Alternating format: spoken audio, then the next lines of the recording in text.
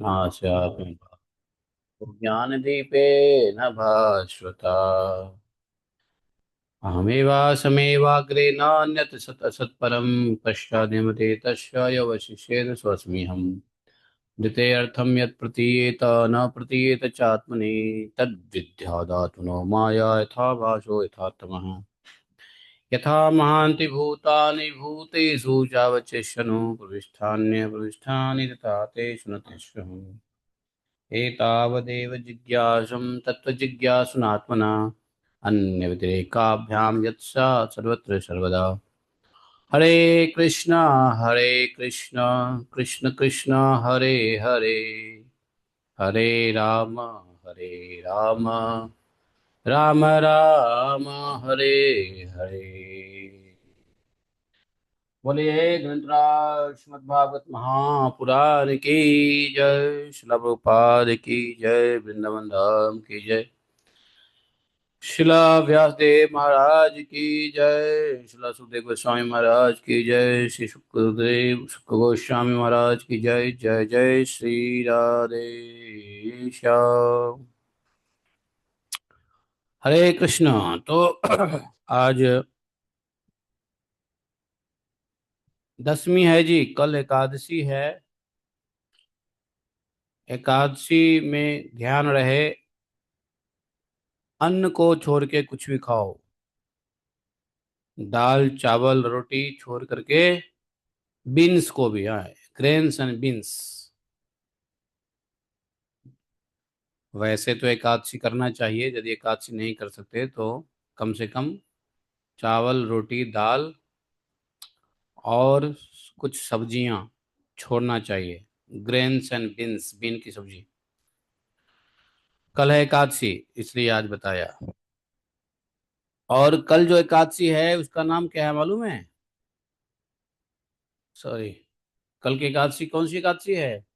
पुत्रता। कौन सी एकादशी है? हैं? अपरा, सॉरी, पुत्रता नहीं, अपरा, यस। कल है अपरा एकादशी।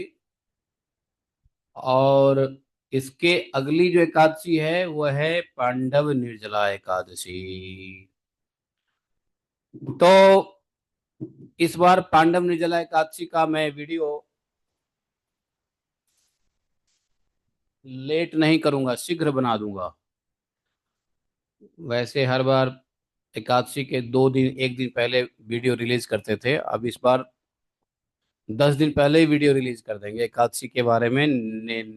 जो ध्यान देने की बात है, निर्जला एकादशी के लिए, पांडव निर्जला सबको करना है जी। क्यों? क्योंकि हम लोग साल में एकादशी नहीं करते हैं, निर्जला नहीं करते हैं, तो एकादशी नहीं होता है। एकादशी का मतलब होता है निर्जला, और निर्जला नहीं किए तो एकादशी नहीं हुआ। तो इसलिए इस एकादशी को, पांडव एकादशी को यदि कर लिया जाए तो सभी एकादशी का फल मिल जाता है। इसलिए जियो या मरो, पांडव निर्जला तो करना ही है। एक दिन की तो बात है, बाकी तो साल भर खाना ही खाना है। लेकिन जो लोग एकादशी हर बार नहीं निर्जला करते हैं, कभी कभी निर्जला कर पाते हैं, तो उनके लिए भी जरूरी है, ताकि 27 एकादशी 28 एकादशी का फायदा मिल जाए। ठीक है। तो इस एकादशी कल के बाद ही वो वीडियो रिलीज करूंगा, इंस्ट्रक्शन वीडियोस। ठीक है। आज हम लोग क्या पढ़ने वाले हैं? छठे स्कंध के 14वें अध्याय के 32वें श्लोक के बाद हम पढ़ेंगे आज।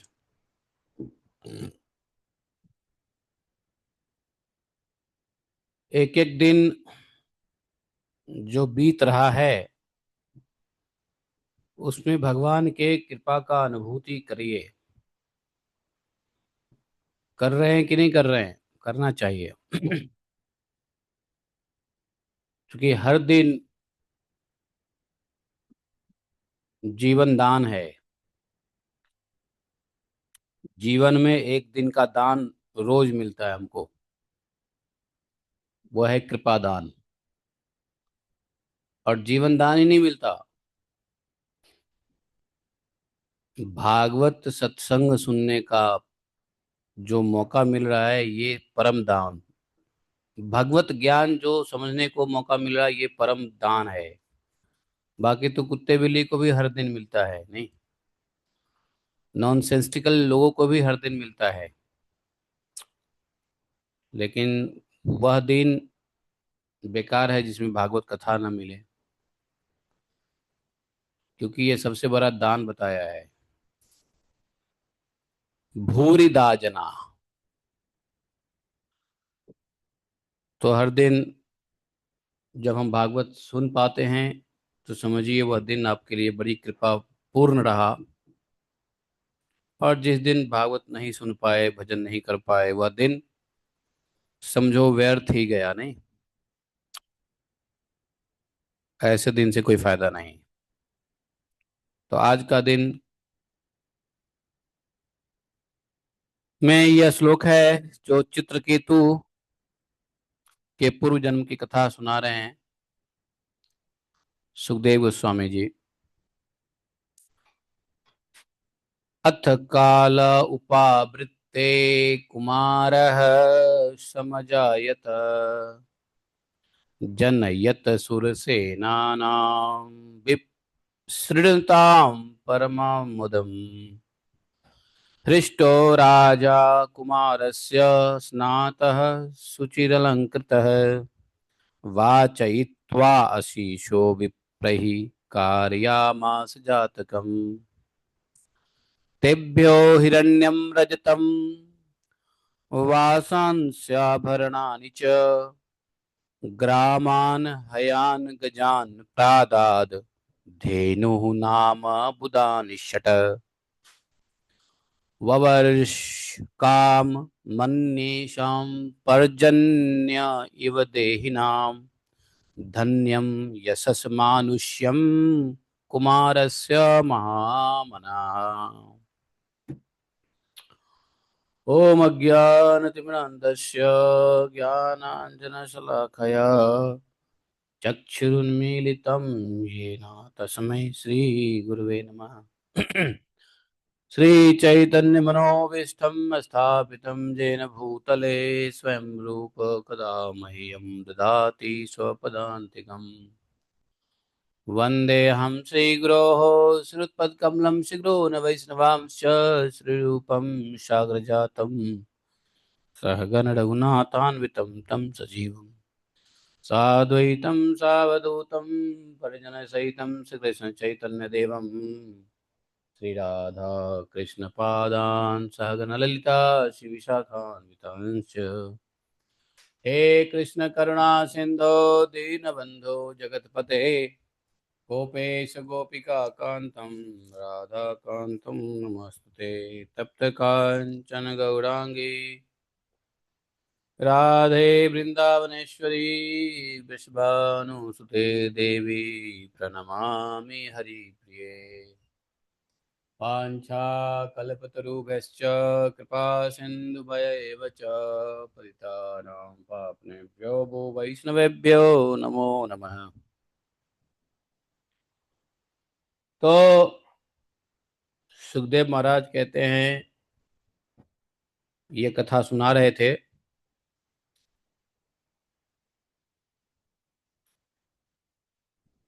कि उस यज्ञ को करने से चित्रकेतु को पहले पत्नी के गर्भ से एक पुत्र हुआ, है ना। सूरसेन देश के राजा चित्रकेतु के तेज से कृत्यद्युति के गर्भ शुक्ल पक्ष के चंद्रमा के समान दिनों दिन बढ़ता गया।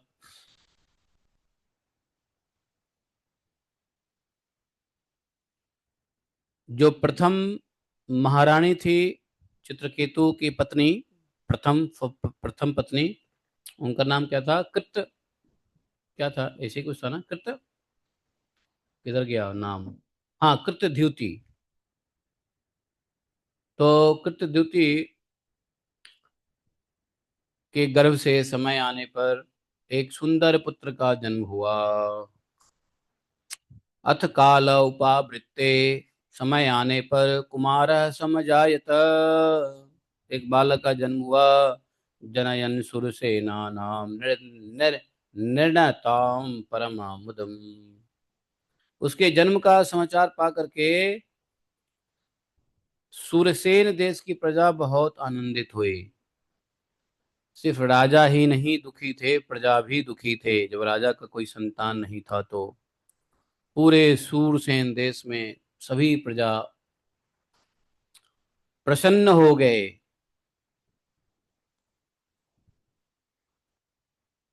सम्राट चित्रकेतु के आनंद का तो कोई ठिकाना ही नहीं था। इतना खुश प्रसन्न, जितना दुखी थे उतने प्रसन्न हो गए। शुभ समाचार मिलता है तो क्या करना चाहिए मालूम है? जब कोई समाचार मिले तो क्या करना चाहिए बताओ? शुभ समाचार मिले तो पहले स्नान कर लेना चाहिए। समझे? तो शुभ समाचार मिलते ही उन्होंने पहले स्नान करके पवित्र हुए।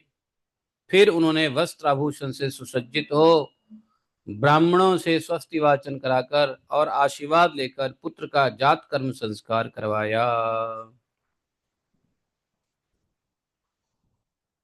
जानते हो, वैसे तो आजकल लोगों को इतनी अच्छी खबर तो मिलती नहीं है, लेकिन यदि अच्छी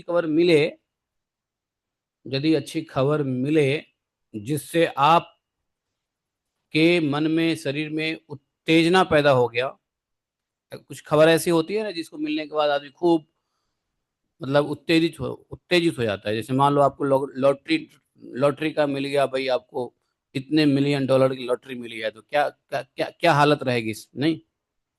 या आपका रिजल्ट आ गया, आप पास कर गए, you have been selected, you have been appointed, तो कैसी खुशी रहती है। किसी चीज का इंतजार था, बच्चे का बच्चा हो गया, कितनी खुशी होती है लोगों को। तो खुशी के मौके पे न्यूज सुनो तो स्नान करना चाहिए। इसका एक साइंटिफिक रीजन है।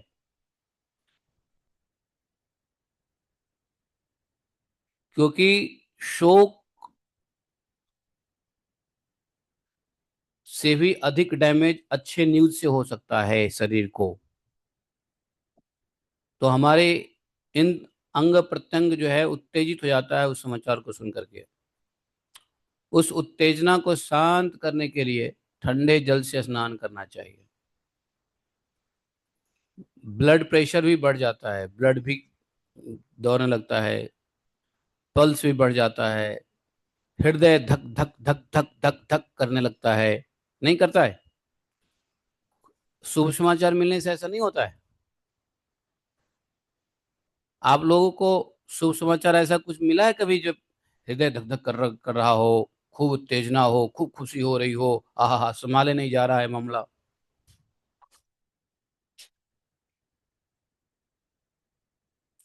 तो आप लोगों को मतलब जीवन में भगवान ने ऐसी खुशियां दी है जो अनुभव किए हो, है ना? क्या है? हम्म। तो उसमें हमारी जो इंद्रियां हैं, हमारे अंदर के ऑर्गन्स हैं, वो बहुत हाइपर हो जाता है मालूम है। ब्लड सर्कुलेशन हाइपर हो जाता है, हमारे पल्सेस हाइपर हो जाता है, नाड़ियां तेज चलने लग जाती है, पेरिकार्डियम मसल्स बहुत एक्टिव हो जाता है कि नहीं? इतना एक्टिव हो जाता है कि कभी कभी लोग खुशी की न्यूज सुन के बेहोश हो जाते हैं मालूम है। पिट आ जाता है लोगों को वहीं पे। आ कलेजा दर्द हुआ, गिर गया है, क्यों? इतना हाइपर हो जाता है पेरिकार्डियम मसल्स। तो ऐसी कोई खुशी का समाचार आए ना तो इमिडिएटली, खासकर बूढ़े बुजुर्ग लोगों को स्नान ध्यान कर लेना चाहिए। जवान लोग तो चलो बर्दाश्त कर लेता है कभी कभी, लेकिन जो अधेरा अवस्था के लोग हैं, 45-50 प्लस, उनको तुरंत स्नान कर लेना चाहिए। ठंडे ठंडे पानी से स्नान करके फिर वो आगे दुनिया संसार को एंटरटेन करें। वही किया सूरसेन का के राजा सम्राट चित्रकेतु। स्नान करके पवित्र हुए। उसके बाद ब्राह्मणों को बुलवाया, जात कर्म करवाया, स्वस्ति वचन करवाया। देखो कि खुशी कितनी है, देख लो। अब थोड़े देर में देखना, ये खुशी कहाँ चली जाएगी, देख लेना। और उन्होंने जो संस्कार होता है सब करवाया, ब्राह्मणों को खूब दान दिया, सोना चांदी वस्त्र आभूषण, गांव घोड़े हाथी इत्यादि इत्यादि। 6 अर्बुद गौ दान किया उन्होंने। 6 अर्बुद, पता है 6 अर्बुद कितना होता है? 6 अर्बुद कितना होता है मालूम है? एक के ऊपर जब 12 शून्य लगाओगे तो 1 अर्बुद होता है। अरब खरब नील, तो अर्बुद कहते हैं नील को। उसके बाद शंख, पद्म शंख, महाशंख, करोड़ के बाद 10 करोड़, अरब खरब नील, 10 नील पद्म, 10 पद्म, महापद्म, तो 1 अर्बुद गाय दान की उन्होंने। उदार शिरोमणि राजा चित्रकेतु ने पुत्र के धन यश और आयु की वृद्धि के लिए दूसरे लोगों को भी मुंह मांगी वस्तुएं दी, खूब दान दिया। ठीक उसी प्रकार जैसे मेघ सभी को मनोरथ पूरा पूरा करता है, मेघ। तो राजा ने भी खूब सबको मुंह मांगी वस्तु। भिखारी लोगों को पता चला कि राजा के यहाँ बालक पैदा हुआ है, तो भिखारी लोग भी मुंह उठा के आ गए। जो जिसकी जो इच्छा थी सबने राजा से मांग लिया, राजा हमको ये दे दो। जो उस दिन जो राजा के घर में कुछ शुभ समाचार होना चाहिए, और शुभ समाचार होते ही प्रजा लोग, खासकर जो गरीब प्रजा लोग होते हैं, वो राजा से याचना करने आ जाते हैं। उनको पता है कि आज राजा मना नहीं करेंगे, आज खुश हैं तो जरूर देंगे।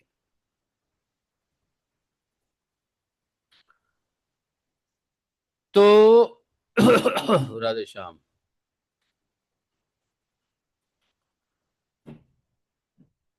अब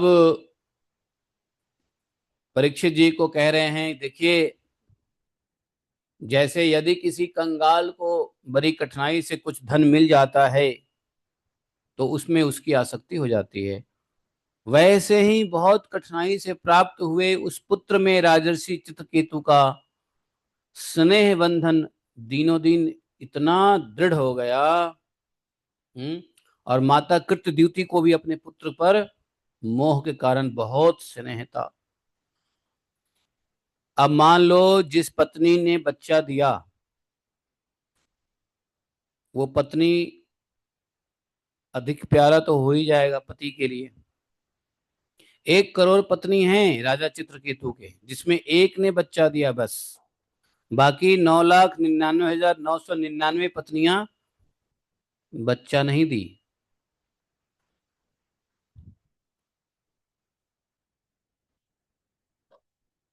और ये 9,09,99 जो पत्नियां थी, वो एक साउथ से, अर्थात प्रथम पत्नी से पुत्र के प्रति इतना स्नेह देख करके जलने लगी। और उसको देख करके पुत्र की काम वासना और धधक रहा था। देखो किसी को बच्चा ना होवे और घर में किसी को बच्चा हो जाए तो बच्चा की पहले से कामना होती है, लेकिन जब दूसरे बहन की बच्चा हो गया तो पुत्र की कामना और बढ़ जाती है। कामना में घी डल जाता है, घी, कामना के जलती हुई कामना में घी डल जाता है। तो वो बोला कि बाकी जो 9,09,999 पत्नियां जो है वो जलने लगी प्रथम रानी से, कृत्यद्युति से सब जलने लग गई। और जानते हो, ये जो महिला यदि काम वासना में जले ना, तो वो कुछ भी कर सकती है। महिला को काम वासना में जलने मत दो। काम वासना में अगर जली तो कुछ भी जला सकती है संसार की। उसने देखा प्रतिदिन लार प्यार किए जा रहे हैं, चित्रकेतु महाराज का भी स्नेह इतना बढ़ रहा है कि बच्चों की वजह से कृतद्युति में भी स्नेह बढ़ रहा है ना। अरे सामान्य तौर पे आजकल संसार में देखो ना, घर में 4 बहुरिया होती हैं, 4 में से 3 को बच्चा ना हो, 1 को बच्चा हो, तो उसको लोग ज्यादा ही मानते हैं। चलो कोई बात नहीं, उसके 2-4 गलतियां भी माफ कर देते हैं। कहते हैं दुधारू गाय के लतार भी अच्छे होते हैं। जो गाय दूध देती है उसकी लथार भी अच्छी होती है, लात भी मारे तो ठीक है। तो 4-5 बहुड़िया है, किसी बहुड़िया से बच्चा नहीं हुआ है, एक बहुड़िया ने बच्चा दे दिया, तो उसकी तो बल्ले बल्ले है। नहीं, उसकी बात सब मानेंगे, उसको ही सब चौधरानी समझेंगे। बाकी 3 को क्या होगा? जलन। और यहाँ एक जलन नहीं है, यहाँ पे 9,09,999 जलन है एक साथ। ये सब देखा नहीं गया बाकी रानियों से। बाकी रानी से उतना प्रेम भी नहीं रहा राजा को, जितना कृतदूमी से था। बच्चे के बहाने क्या, बच्चों के वजह से ही हुआ। तो इस प्रकार एक तो वे रानियां संतान न होने के कारण पहले से दुखी थी। अब दूसरी कारण ये हो गया कि बच्चा होने से कृत्य द्युति में इतना स्नेह हो गया कि राजा चित्रकेतु ने उपेक्षा कर दिया। तो पहले ही बालक नहीं हो रहा है, ऊपर से पति भी उपेक्षा कर दे, तो जले पे नमक और छिड़क जाता है ना, या घी में, या धधकते हुए आग में और घी का काम कर गया। इसलिए उन सबको डाह हो गया, सभी चित्रकेतु के सभी पत्नियों को डाह हो गया। डाह, डाह समझते हो ना? डाह, डाह को अंग्रेजी में क्या बोलेंगे? है, जेलस, जेलस बोलेंगे डाह को। क्या बोल सकते हैं? और है डाह। और अपने मन ही मन वो अपने को धिक्कारने लग गई सबके सब। वे आपस में कहने लगी, अरे बहनों, पुत्रहीन स्त्री बहुत ही अभाग्नि होती है, पुत्र वाली सौतों तो दासी के समान उसका तिरस्कार करती हैं। पुत्र वाली सौतें अर्थात जिसकी पुत्र हो, वो तो दासी के समान तिरस्कार करती हैं। और तो और स्वयं पतिदेव ही उसे पत्नी करके नहीं मानते। सचमुच पुत्रहीन स्त्री धिक्कार के योग्य है। भला दासियों को क्या दुख, वे तो अपने स्वामी की सेवा करके निरंतर सम्मान पाती रहती है, परंतु हम तो दासी से भी गई गुजरी हैं। दासी तो कम से कम स्वामी की सेवा करती है तो सम्मान पाती है, और हम तो अभागिनी, तो इस समय उनसे भी गई गुजरी हैं, दासी से भी गई गुजरी हैं। दासियों की दासी के बराबर भी सम्मान हमको नहीं मिल रहा है। हम लोगों को बार बार हम लोग तिरस्कार ही पा रही हैं। सुखदेव जी महाराज कह रहे हैं, परीक्षित, इस प्रकार वे रानियां अपनी सौत की गोद भरी देखकर जलती रहती थी, और राजा भी उनकी ओर से उदासीन हो गए। अब राजा के लिए एक ही पुत्र और एक ही पत्नी ऐसा रह गया। पुत्र तो एक ही था, अब पत्नी भी जैसे एक ही हो। हम्म।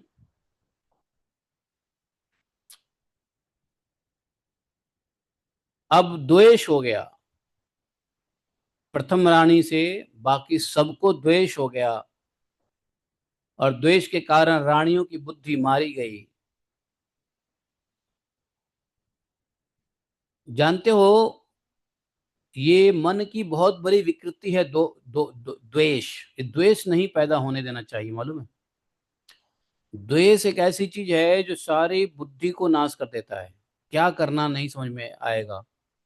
और आपको, हमको, किसी को भी द्वेष आते ही सारे उल्टे सीधे काम करवा देगा, सारा पाप करवा देगा द्वेष। राग और द्वेष, राग भी नहीं करना, राग चलो राग किया तो पाप तो नहीं करवाएगा, लेकिन दोष किया तो पाप करवा देगा। राग से तो ये है कि मोहित हो जाएंगे, भगवान के रास्ते से भटक जाएंगे, अपने जीवन के कर्तव्य को भूल जाएंगे, अगर ज्यादा राग संसार में हो गया तो। लेकिन यदि द्वेष हुआ तो क्या होगा? द्वेष होता है तो पाप कर्म करवाता है। राग तो चलो संसार में फंसाएगा, संसार में मोहित कर देगा, भगवत धाम भुला देगा, भगवान की सेवा भुला देगा। ये राग हुआ। जैसे जड़ भरत को राग हो गया था उस मृग शावक से, तो राग तो पाप नहीं करवाता है, लेकिन राग मोहित कर देता है, पक्की बात है। लेकिन द्वेष तो बहुत गंदी चीज है। द्वेष यदि हो गया तो ये तो पाप कर्म भी करवा देता है द्वेष। इसलिए राग भी नहीं करना, द्वेष भी नहीं करना। द्वेष, जब भी किसी के प्रति द्वेष मन में आवे तो तुरंत सावधान हो जाना चाहिए हम लोगों को। क्योंकि किसी के प्रति द्वेष आते ही उसके प्रति नुकसान हम देखना शुरू कर देते हैं कि उसका ये नुकसान हो जाए, उसका वो नुकसान हो जाए। द्वेष का एक लक्षण होता है, जैसे ही मन में द्वेष आएगा ना, आप उस व्यक्ति का नुकसान चाहोगे। आप सोचोगे कि वो मर जाए, उसका धन नाश हो जाए, उसका पुत्र नाश हो जाए, उसकी नौकरी नाश हो जाए, उसका प्रतिष्ठा इज्जत नाश हो जाए। यही द्वेष है।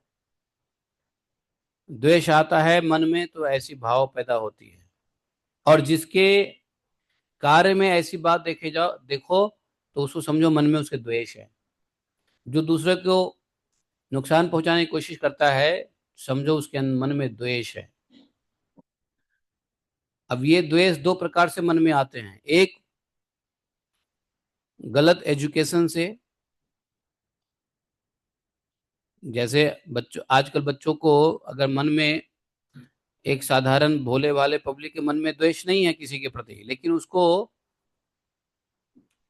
प्रेरित किया जाता है ऐसा करने के लिए, तो जो प्रेरित करता है उसके मन में द्वेष होता है। नौजवान लोगों को देखो, आतंकवादी बनाते हैं, तो उनके मन में भारत के लिए कोई द्वेष थोड़ी ना है, या सनातनी के लिए उनके मन में कोई द्वेष नहीं है।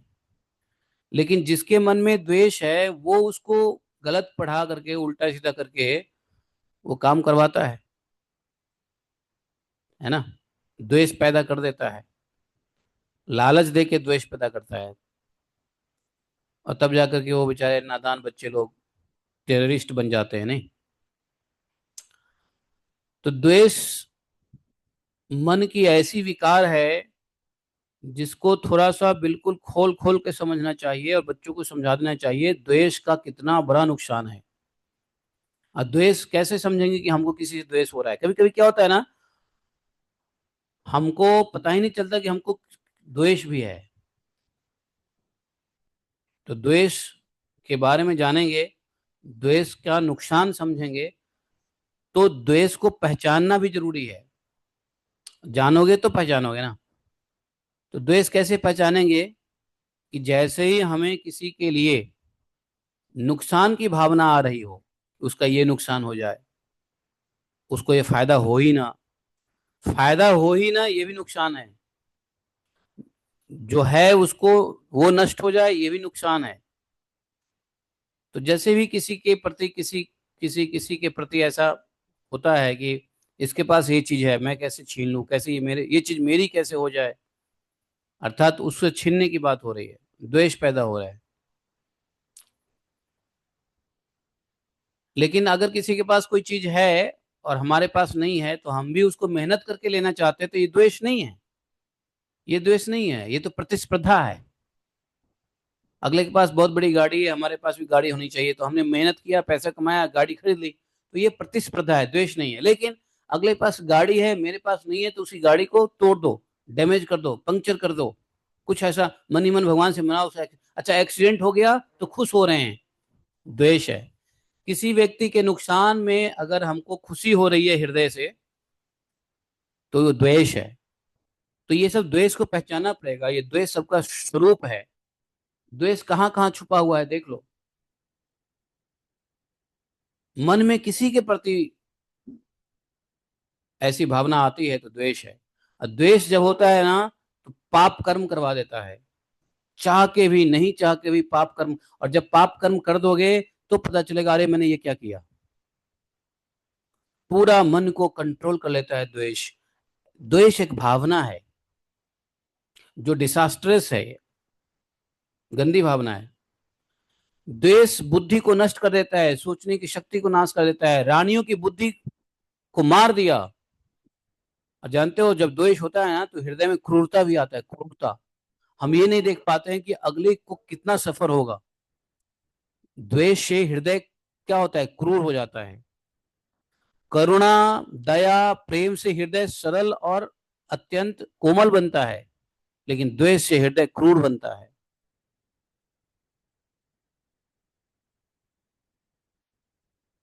बाकी रानियों ने इतना द्वेष किया कि चित्रकेतु का पुत्र स्नेह नहीं सह पाई।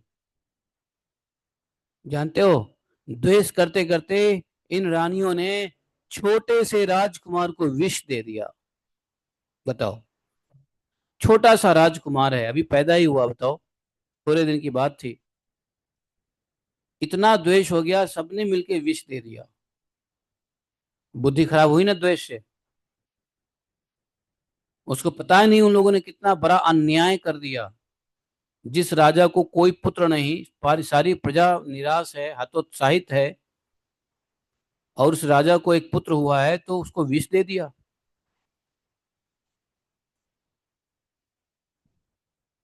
सौत का भी पुत्र तो उनके ही पुत्र कहलाते ना, उसमें क्या दिक्कत थी। राजा की खुशी में खुशी। चलो, राजा ने थोड़ा सा अन्य रानियों को बच्चों के प्रेम की वजह से इग्नोर किया होगा। आजकल अंग्रेजी में इसको बोलते हैं इग्नोर करना। नहीं, इसको ये बोलते हैं ना इग्नोर करना, जैसे कोई अच्छी चीज आ गई तो इग्नोर कर देना, नए चीज को देख के पुराने चीज को इग्नोर कर देना, प्रोडक्टिव को देख के अनप्रोडक्टिव को इग्नोर कर देना। राजा से इग्नोर हो गया बाकी रानियां, लेकिन इसका मतलब ये नहीं कि तुम इतनी बड़ी सजा दोगे। इतनी मेहनत और मिन्नत के बाद राजकुमार का जन्म हुआ था, और इन लोगों ने उनको जहर दे दिया, विष दे दिया उस बालक को। इतनी घिनौनी हरकत देखो क्यों हुआ। उनके हृदय में, मन में द्वेष हुआ, द्वेष से हृदय क्रूरता आ गई, चित्त में क्रूरता आ गया। जब क्रूरता आता है तो पता नहीं चलता कि हम क्या कर रहे हैं, कौन सा अनर्थ कर रहे हैं, कौन सा भयंकर पाप करने जा रहे हैं, पता नहीं चलता है। इसलिए द्वेष से दूर रहना चाहिए। अब महारानी कृत्यद्युति को कुछ पता ही नहीं था कि उसकी बाकी सौतों ने इस घोर पापमयी करतूत को अंजाम दे दिया। उन्होंने दूर से देखकर समझ लिया कि बच्चा सो रहा है, इसलिए वे महल में इधर उधर डोलती रही। समझे? बच्चा मर गया है, लेकिन महल में घूम रही है, वो सोच रही है बच्चा सो रहा है। समझे?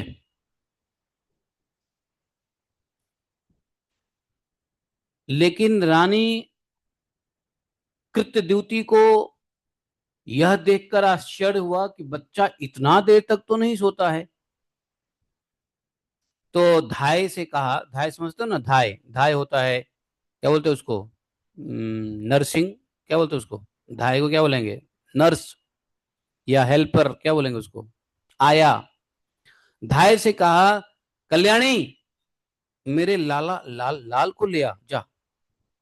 धाय ने सोते हुए बालक के पास जाकर देखा, उसके नेत्र की पुतलियां उलटी हुई थी।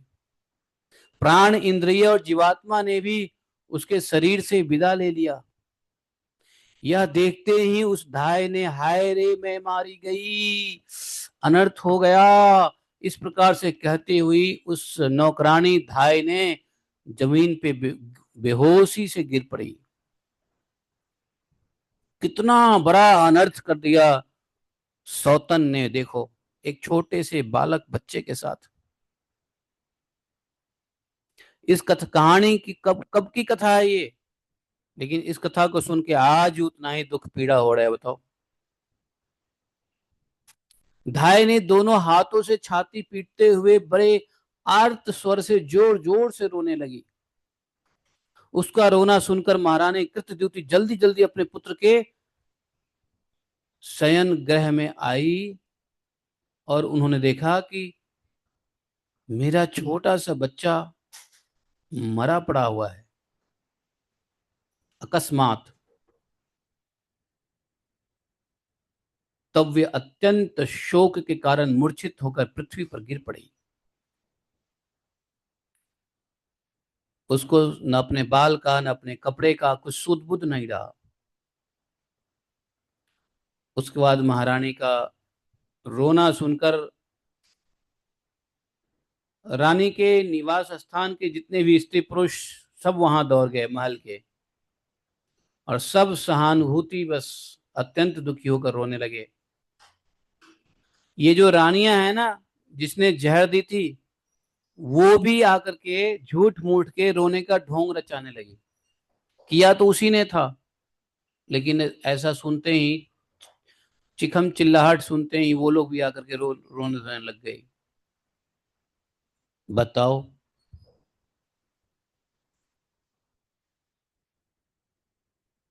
राजा और प्रजा दोनों का एक ही चिराग था। हम्म। और उसको जहर दे दिया। समझ सकते हो द्वेष कितनी गंदी चीज है, जिसने सोचा भी नहीं कि वो क्या करने जा रही है। अरे बच्चा नहीं हो रहा है तो क्या फर्क पड़ता है भाई। हैं? बच्चा नहीं हो रहा है तो क्या फर्क पड़ता है, दूसरे के बच्चे को मार दोगे। और वो दूसरे का बच्चा था, अपने ही बच्चा था ना, अपने घर का बच्चा था ना। देख रहे हो द्वेष कितना भयंकर बीमारी है मन का।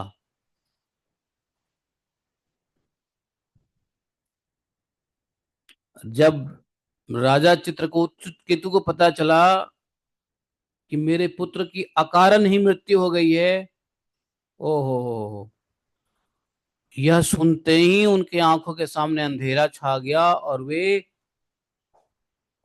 रास्ते में ही गिरते पिटते पड़ते मंत्री ब्राह्मण के साथ जैसे तैसे मृत बालक के पास पहुंचे। वहां मूर्छित होकर के उसके पैरों के पास गिर पड़े, बालक के पैर के पास गिर पड़े। देखो बच्चे बड़े प्यारे होते हैं, और खासकर बच्चे जब खानदान में एक ही हो, खासकर जब बड़ी मिन्नतें से मांगी गई हो, यज्ञ से मांगी गई हो, किसी संत के आशीर्वाद के फलस्वरूप मिला हो, इतने बड़े सम्राट का पुत्र हो, कोई छोटे मोटे आदमी का बच्चा हो तो समझ में आती है, सम्राट का पुत्र, पूरा साम्राज्य का कुल दीपक था वो बालक।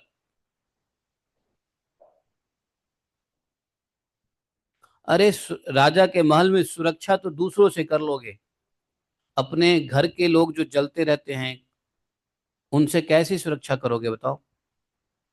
किसको पता है कि घर के अंदर के लोग ही जल रहे हैं, घर के अंदर के लोग ही ईर्ष्या कर रहे हैं।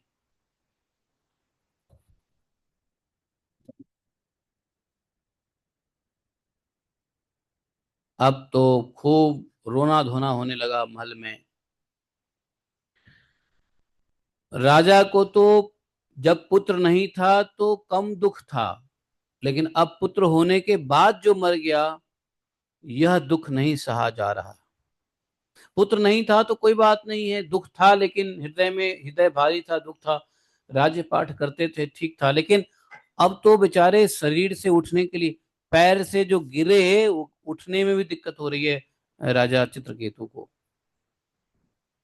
बताओ कैसे विधि का विधान है नहीं। हालांकि यह बात कह दिया था उस ऋषि ने, किसने, ऋषि अंगिरा ने कह दिया था कि तुमको यह राजा राजा यह पुत्र तुमको खुशी भी करेगा और दुखी भी देगा, दुख भी देगा और खुश भी करेगा। ये बात समझ में नहीं आई थी तब राजा को कि दुखी कैसे करेगा। तो राजा ने सोचा होगा चलो ठीक है, बालक है, कुछ नटखट करेगा, बदमाशी करेगा, तो हर माँ बाप को दुख होता है जब बच्चे का लालन पालन करते हैं, बच्चे थोड़े बदमाश हो जाते हैं तो हर माँ बाप को दुख होता है। तो राजा ने इतना नहीं समझा था कि ऐसा दुख दे देगा कि हम्म।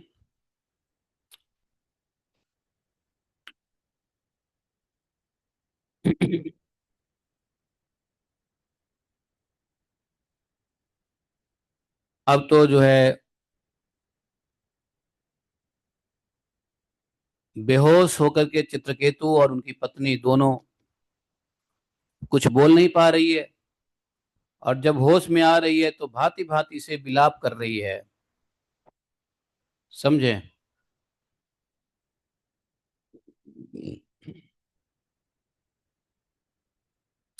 पूरा माहौल शोकाकुल है। मंत्री और वहां आए हुए सभी प्रजा भी शोकग्रस्त हो गए। किसी को कुछ पता ही नहीं चला कि क्या बोलना है, कौन किसको ढाढ़स बंधाए, कौन किसको। यहाँ तो सब दुखी है, सब रो रहे हैं, सब शोकग्रस्त हैं, कौन किसको संभाले, समझ में नहीं आ रहा है। महारानी के नेत्रों से इतने आंसू बह रहे थे। उसके उसके कपड़े तक भीग गए।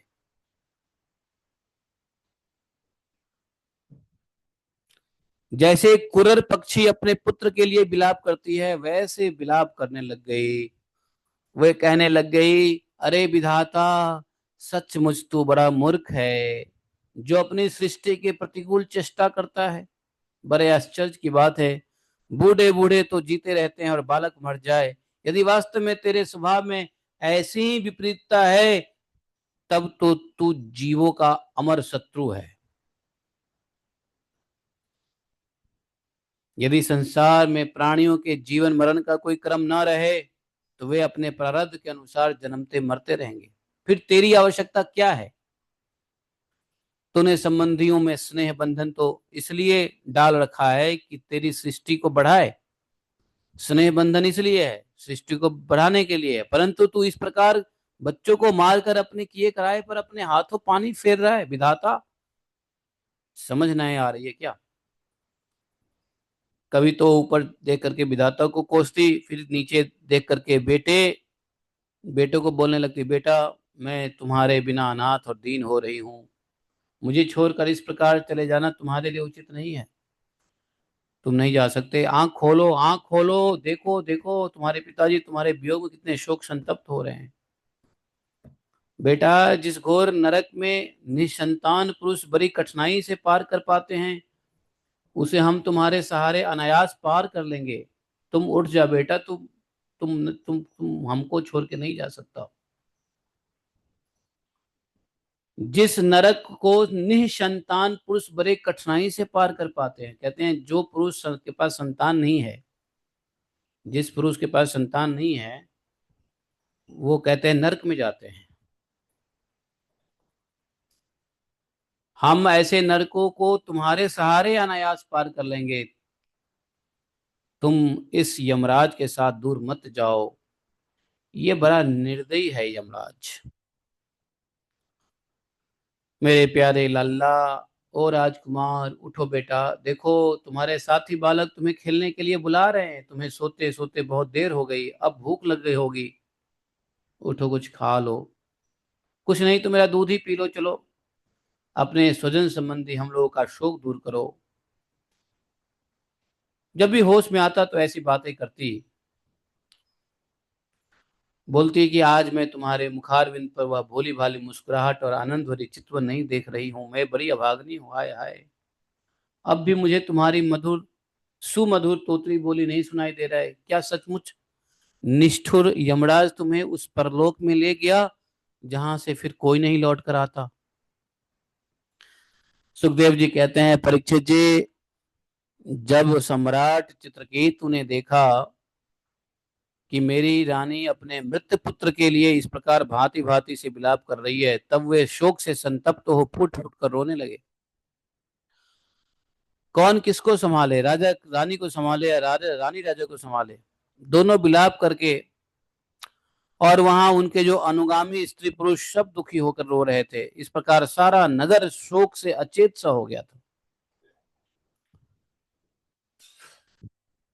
परीक्षित जी, जब महर्षि अंगिरा और देवर्षि नारद ने देखा कि राजा चित्रकेतु पुत्र शोक के कारण चेतनाहीन हो रहे हैं, यहां तक कि उन्हें समझाने वाला भी कोई नहीं है, तब वे दोनों वहां आए।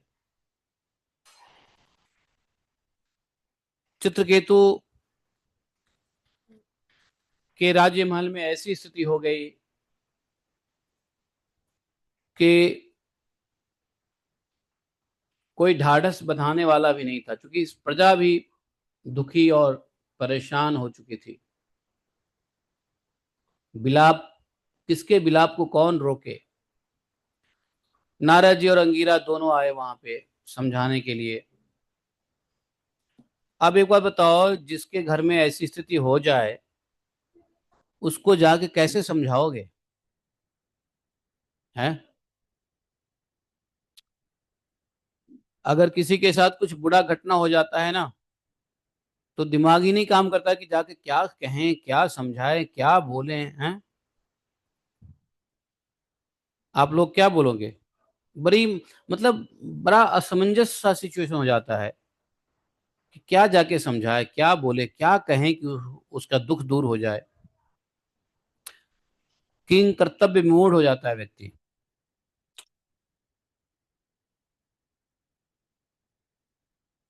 शोक की घड़ी में, दूसरे व्यक्ति के शोक की घड़ी में सांत्वना देना बहुत कठिन काम है। समझे? बहुत कठिन काम है। फिर भी ये अंगिरा जी और नारद जी पहुंचे वहां पे।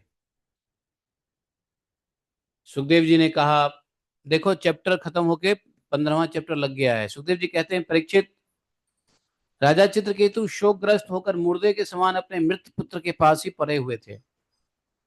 अब महर्षि अंगिरा और देवर्षि नारद उन्हें सुंदर सुंदर उक्तियों से समझाने लगे।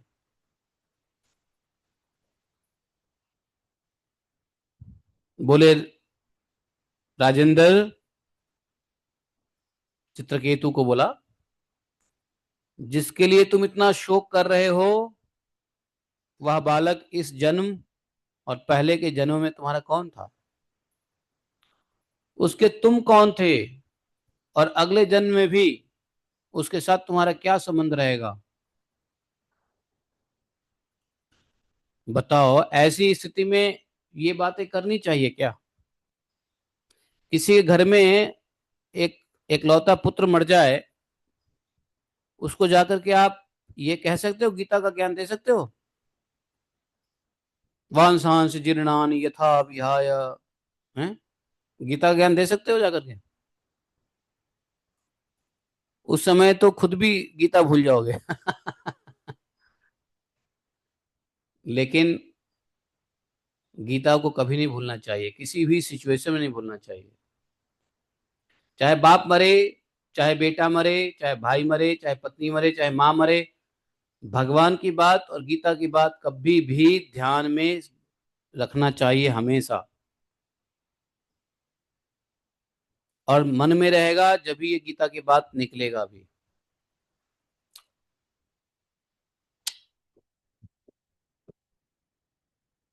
तो ये लोग साधु हैं।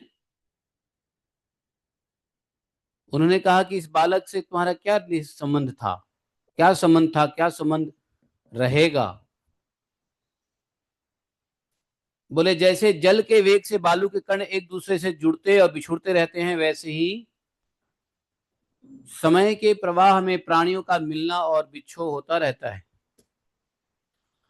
देखो, ये जो बात कही जा रही है अंगिरा ऋषि के द्वारा, किसको? अंगिरा और नारद दोनों हैं। राजा चित्रकेतु वो कह रहे हैं, जो राजा चित्रकेतु अपने मरे हुए पुत्र के पास में मरे जैसा लेटे हुए हैं।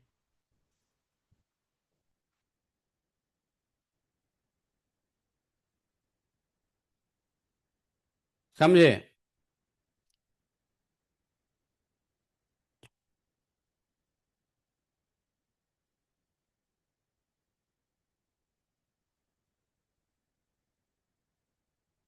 ऐसी बात कह करके समझाने की शक्ति होनी चाहिए। बोले यथा प्रयांति संयाति श्रोतो वेगेन बालुकाः संयुञ्जते वियुञ्जते तथा काले न देहिना। समय के साथ प्राणियों का मिलना और बिछोह होता रहता है। ये सब समय करवाता है। किससे किसको मिलवाना है, कब मिलवाना है, कब बिछोड़ना है। कभी कभी समय के साथ मृत्यु से आदमी बिच्छो होता है, कभी कभी मृत्यु से पहले ही बिच्छो हो जाता है। किसी व्यक्ति से 1 मिनट का भी मिलना, यह भी एक संजोग मात्र है। 1 मिनट के लिए दुख दर्द सहना, यह भी संजोग मात्र है। 1 मिनट के लिए किसी की बात सुनना, सुन करके सहानुभूति दिखाना, क्या है। अब ट्रेन में, बस में, प्लेन में लोग जाते रहते हैं। 2 घंटे की सफर होती है, 10 घंटे की सफर होती है, उसी में एक दूसरे का दुख आदमी शेयर करता रहता है। जब तक ट्रेन बॉम्बे नहीं पहुंच जाती है, तब तक खाने पीने में भी लोग बाग शेयर करते हैं। अच्छा ये खाओ, वो पियो, अच्छा पानी पिलाते हैं, खिलाते हैं, दुख शेयर करते हैं। आप कहाँ से, वो कहाँ से, आपके कितने ये, आपके कितने भाई, आपके कितने बंधु, ये आपका बेटा क्या करता है, सब हो जाता है। 10 घंटे की जर्नी ट्रेन में, दिल्ली से बॉम्बे के बीच में सारी कहानी हो जाती है। लेकिन जैसे ही बॉम्बे आता है, ट्रेन स्टेशन पे लगती है, उतरने का समय होता है, तो वो दो यात्री कोई मोह करते हैं। अरे नहीं नहीं, आप अब हमको कैसे छोड़ सकते हो, हम आपको कैसे छोड़ सकते हैं, अब तो हम परिवार वाले हो गए हैं, आपके बारे में हम जानते हैं, हमारे बारे में आप जानते हो। ऐसी कोई आसक्ति नहीं होती है। 10 घंटे की ट्रेन की जर्नी में सारी इंफॉर्मेशन होता है, खाना पीना, पानी, लेन देन सब होने लग जाता है। सब एक दूसरे को जानने लग जाते हैं, समाचार उमाचार सब होता है। लेकिन उसमें आसक्ति नहीं होती है। आसक्ति नहीं होने के कारण दोनों आमने सामने का बैठा हुआ यात्री अपना अपना सामान उठाता है और नीचे उतर जाता है, और नीचे उतरने के बाद पता भी नहीं चलता है कौन कहाँ गया, और वो तुरंत भूल भी जाता है चीजों को। वो जाके अपने दूसरे डेस्टिनेशन में जाके याद भी नहीं करता कि हाँ कभी कभी ठीक है, अरे ट्रेन में कैसा आदमी मिला था, कहानी कहने के लिए कह देगा, लेकिन आसक्ति नहीं उस कहानी में। हम लोगों को भी अपने जीवन में यही सोचना चाहिए। ये जो चित्रकेतु की कथा है, और इसमें जो उपदेश कर रहे हैं नारद जी और महर्षि अंगिरा, ये वास्तव में चित्रकेतु के लिए नहीं है, हमारे लिए है।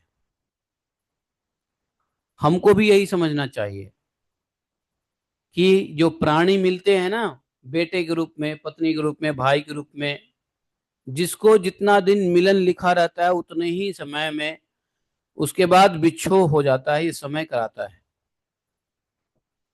काल कराता है। समय से बिच्छो हो गया, समय से मिलन हो गया, दोबारा मिलेगा नहीं मिलेगा सब समय के हाथ में है।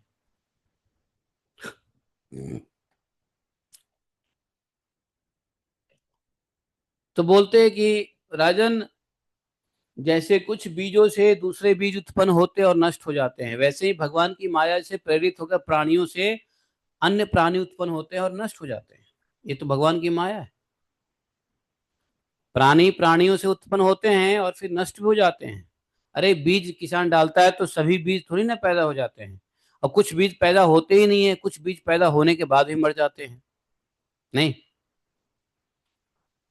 जैसे देखो मैंने 56 पेड़ लगाए, उसमें से एक पेड़ पता नहीं कैसे सूख गया, और कल आंधी आई रात को, गिर के टूट गया। हम सोचे देखो 56 पेड़ लगाया गया, 56 पेड़ में से एक पेड़ इसी को सूखना था, इसी को टूटना था। हमने उसकी सूखी लकड़ी को फेंक दिया सुबह में। बहुत तेज आंधी आई थी यहाँ पे, बहुत तेज आंधी, बहुत पेड़ गिरे, बहुत खंभे गिरे, तार, समझे। बिजली तो है ही नहीं, ब्लैकआउट था पूरी रात। तो सभी पेड़ों में एक पेड़ को सूखना था। बताओ, इस भगवान की माया है। और जानते हो वो पेड़ जो सूखा, कितना सूखा, वो 10-12 फीट हमारे गेट पे दाएं बाएं जो पेड़ है ना, वो 10-12 फीट बढ़ने के बाद अचानक सूख गया। हम्म। अचानक सूख गया और कल आंधी में वो टूट गया और टूट के गिर गया। अब आज मैंने सोचा कि एक नया पेड़ ला के लगाऊंगा वहां पे। तो कहने का मतलब ये सब भगवान की माया है। कुछ बच्चे बड़े होते हैं, कुछ बच्चे बड़े होने से पहले ही खत्म हो जाते हैं, नष्ट हो जाते हैं। तो ये सब भगवान की माया से की प्रेरणा से हो रहा है। बोले राजन, हम तुम और हम लोगों के साथ इस जगत में जितने भी प्राणी हैं, चर हो या अचर, वर्तमान में वे सब अपने जन्म के पहले नहीं थे और न मृत्यु के पश्चात रहेंगे। इससे सिद्ध है कि जन्म इस समय भी उसका अस्तित्व नहीं है। जो चीज जन्म से पहले नहीं था, जो चीज मृत्यु के बाद नहीं रहेगा, तो इसका मतलब जो अभी है उसका अस्तित्व क्या है? कोई अस्तित्व नहीं है, न था न रहेगा। तो अभी जो है वो क्या परमानेंट है? नहीं। क्योंकि सत्य वस्तु तो सब समय एक सी होती है। अगर यह शरीर सत्य होता तो जन्म से पहले भी रहता, मृत्यु के बाद भी रहता, लेकिन जन्म से पहले नहीं है, मृत्यु के बाद नहीं है। इसका मतलब है कि यह सत्य नहीं है, एक जैसा हर जब। अब ये शरीर सत्य नहीं है। बचपन में हमारा शक्ल कुछ और था, बचपन में, जवानी में कुछ और होता है, बुढ़ापा में कुछ और होता है। शकल शकल भी बदलते रहते हैं। तो शरीर एक जैसा किधर है? उन्हें ना किसी की इच्छा है ना अपेक्षा। भगवान ही समस्त प्राणियों का अधिपति है। उनमें जन्म मृत्यु आदि विकार बिल्कुल नहीं है भगवान में। और उनको ना कोई इच्छा है ना अपेक्षा किसी से। वे अपने आप में परतंत्र प्राणियों की सृष्टि कर लेते हैं और उनके द्वारा अन्य प्राणियों की रचना, पालन और संहार करते रहते हैं। ठीक वैसे ही जैसे बच्चा घर रौंदता है, खेल खिलौने बना बना करके बिगाड़ता रहता है। देहेन देहिनो राजन, बोला देहेन देहिनो राजन, देहा देहो तभिजायते, बीजा देव यथा बीजम, देह अर्थ एव शाश्वत। राजन, जैसे एक बीज से दूसरा बीज उत्पन्न होता है, वैसे वैसे ही पिता के देह द्वारा माता की देह से पुत्र उत्पन्न होता है। माता पिता और पुत्र जीव के रूप में देही है। माता पिता और पुत्र जीव के रूप में देही है, और बाहरी दृष्टिकोण से केवल शरीर है। उसमें देही जीव घट आदि कार्य में पृथ्वी के समान नित्य है। राजन, जैसे एक ही मृत्तिका मिट्टी का रूप वस्तु में घटत्व आदि जाति और घट आदि व्यक्तियों का विभाग केवल कल्पना मात्र है, उसी प्रकार यह देही और देह का विभाग भी एक अनादि और एवं अविद्या कल्पित है। इसको समझो। क्या बोला इन्होंने, नारद जी ने, कि देखो, माता पिता जीव के रूप में देही है, पुत्र जीव के रूप में, बाहरी दृष्टि से सिर्फ शरीर है। और देही जीव घट आदि कार्यों पृथ्वी के समान नित्य है। जैसे पृथ्वी नित्य है, वैसे ही जीवों को जन्म देने वाले माता पिता, जो दोनों के संयोग से पुत्र का जन्म होता है, वो भी पृथ्वी के समान नित्य है। लेकिन जीव अनित्य है। एक पुत्र के मरने से संसार में कोई पुत्र पैदा नहीं होगा, ऐसा हो सकता है क्या? नहीं ना। अच्छा, एक माता पिता के मरने से किसी पर्टिकुलर व्यक्ति के माता पिता मर जाए तो क्या पूरे संसार के माता पिता मर जाएंगे? नहीं ना। किसी एक जगह की मिट्टी को काट के फेंक दिया जाए तो क्या पूरी पृथ्वी की मिट्टी कट जाती है? नहीं ना। तो कहते हैं पृथ्वी के समान ये घटपट आदि जो माता पितृ पुत्र ये जीव रूपी देह है और शरीर है ना, ये भी नित्य है। इनका भी कभी समाप्त नहीं होगा। समाप्त होता है किसका? जीव का। जीव समाप्त होता है, लेकिन माता पिता पुत्र भाई बंधु ये समाप्त नहीं होते। ये घटपट समाप्त नहीं होता, पृथ्वी की तरह चलते रहते हैं। लेकिन किसके पुत्र के रूप में कौन सा जीव आ जाए, कौन माता पिता किस जीव के रूप में आ जाए, तो सिर्फ अंत जो होता है, अनित्य होता है, वो सिर्फ जीव का होता है, न कि शरीर का। शरीर तो बनता बिगड़ता रहता है, बिगड़ा है तो बनेगा, फिर बनेगा तो बिगड़ेगा। जैसे पृथ्वी देखो, मिट्टी जहाँ पे मिट्टी नहीं है वहां मिट्टी हो सकती है, जहाँ मिट्टी नहीं है मिट्टी हो सकता है, जहाँ मिट्टी है वहां से हट सकता है। धूल कण उड़ता रहता है, एक बालू एक जगह से दूसरी जगह जाते रहते हैं।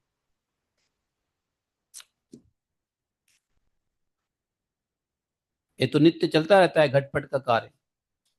घटपट नित्य है, शरीर का बनना बिगड़ना नित्य है, लेकिन जीव ये जो है ना,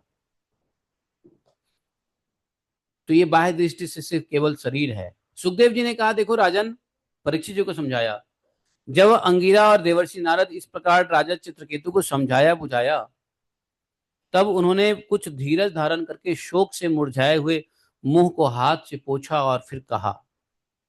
बात इतना ही नहीं कहा, अंगिरा ऋषि और नारद जी ने और भी बहुत सारी बातें कही। वो तो बोले इस प्रकार से जब कहा तो चित्रकेतु धीरज धारण करके अपने अश्रुपूर्ण आंखों को पोंछ करके बोले, अरे आप दोनों परम ज्ञानवान और महान से भी महान जान पड़ते हैं, आपने अपना भेष छुपा करके यहाँ आए हैं लगता है। मतलब अंगिरा और देवर्षि नारद अपने स्वरूप में नहीं गए थे, अपना भेष बदल के गए थे। पूछा कि कृपया करके बताइए आप लोग कौन हैं। मैं जानता हूं कि बहुत से भगवान के प्यारे ब्रह्मवेत्ता मेरे जैसे विषय आसक्त प्राणियों को उपदेश देने के लिए उन्मत्त का सा भेष बनाकर पृथ्वी पर स्वच्छंद विचरण करते रहते हैं। चित्रकेतु कह रहे हैं, मैं जानता हूं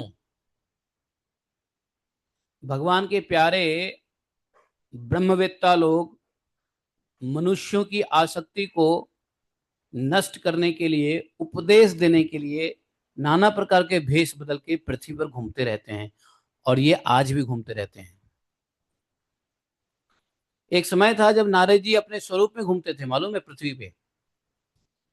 लेकिन समय के साथ नारद जी विलुप्त हो गए और भेष बदल के घूमते ही रहते हैं। ऋषि मुनि लोग, लोगों का मार्गदर्शन करने के लिए ऋषि मुनि लोग भेष बदल के पृथ्वी पे घूमते रहते हैं। बोले, सनत कुमार, नारद, ऋभु, अंगिरा, देवल, असित, अपांतरम, अपांतरतम, व्यास, मार्कंडे जी, गौतम जी, वशिष्ठ जी, भगवान परशुराम जी, कपिल देव जी, सुखदेव जी, दुर्वासा जी, याज्ञवल्क्य जी, जातुकर्ण जी, आरुणि जी, रोमस जी, च्यवन जी, दत्तात्रेय जी, आसुरी जी, पतंजलि जी, वेदशिरा जी, बुद्धिमुनि जी, पंचशिरा जी, हिरण्याभ जी, कौशल्य जी, सुखदेव जी और ऋतध्वज जी, ये सब तथा दूसरे सिद्धेश्वर ऋषि मुनि ज्ञान देने के लिए पृथ्वी पर विचरते रहते हैं। ये ऋषि मुनि ज्ञान देने के लिए पृथ्वी पर विचरते रहते हैं। स्वामियों, दोनों को कहा चित्रकेतु जी ने, मैं विषय भोगों में फंसा हुआ हूं, बुद्धि, मूढ़ बुद्धि, ग्राम्य पशु हूं मैं, और अज्ञान के कारण अंधकार में डूब रहा हूं। आप लोग मुझे ज्ञान की ज्योति से प्रकाशित कीजिए। तब अंगिरा जी ने कहा, अहम ते पुत्र कामस्य पुत्र दो अम्य अंगिरा नृप, एष ब्रह्मसुत साक्षात नारायणो भगवान ऋषि। मैं अपना परिचय देने लगे। अंगिरा जी ने कहा कि सुनो, जिस समय तुम पुत्र के लिए ललायित थे ना, मैंने ही तुम्हें पुत्र दिया था, मैं ही अंगिरा हूं।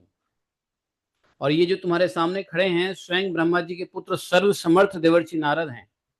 एष ब्रह्मसुत, एष ये ब्रह्मसुत ब्रह्मा जी के पुत्र हैं, साक्षात नारायण, नारदो, साक्षात नारदो भगवान ऋषि। हम्म। इत्थम त्वाम पुत्र शोकेन मग्नम तमसि दुस्तरे, अदर्थ मनुस्मृत्य महापुरुष गोचरम। हम लोगों ने देखा, इत्थम त्वाम पुत्र शोकेन, हमने देखा कि तुम पुत्र शोक में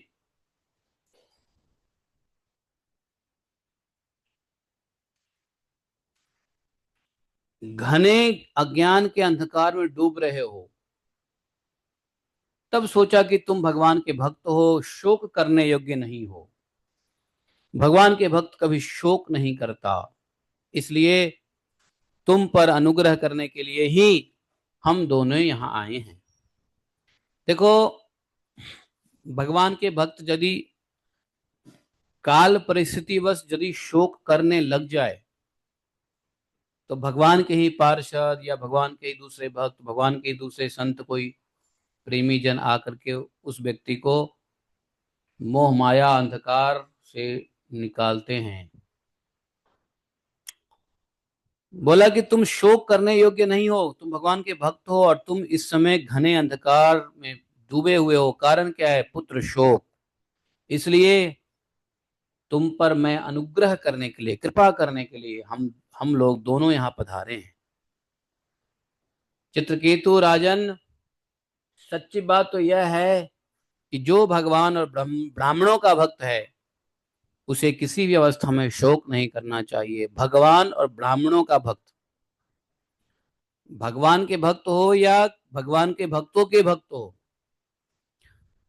भगवान और ब्राह्मण दोनों एक दूसरे के भक्त है। भगवान ब्राह्मण के भक्त है, ब्राह्मण भगवान के भक्त हैं।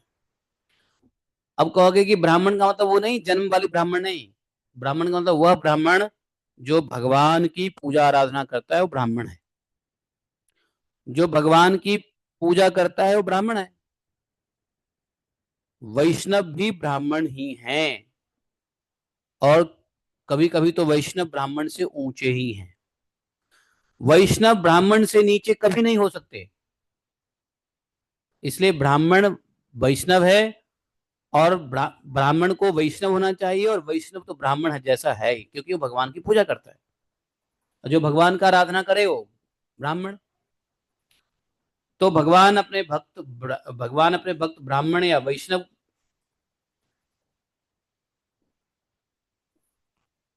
की भक्ति करते हैं, एक दूसरे की भक्ति में लगे रहते हैं, भगवान और ब्राह्मण।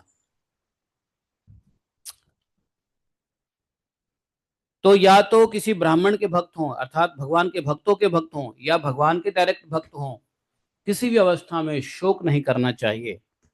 भगवान का भक्त या भगवान के भक्तों के भक्त किसी भी प्रकार का शोक नहीं करता।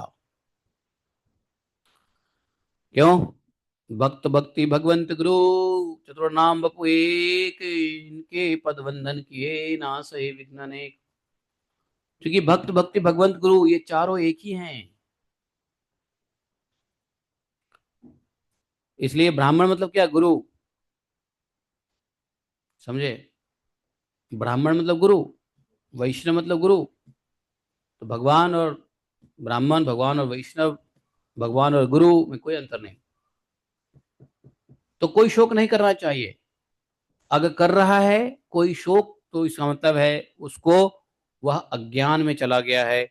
और भगवान का भक्त जब अज्ञान में जाता है, तो उसको बचाने के लिए हम ऋषि लोग तत्पर रहते हैं। हम यहाँ आए हैं तुम्हारा कल्याण करने के लिए।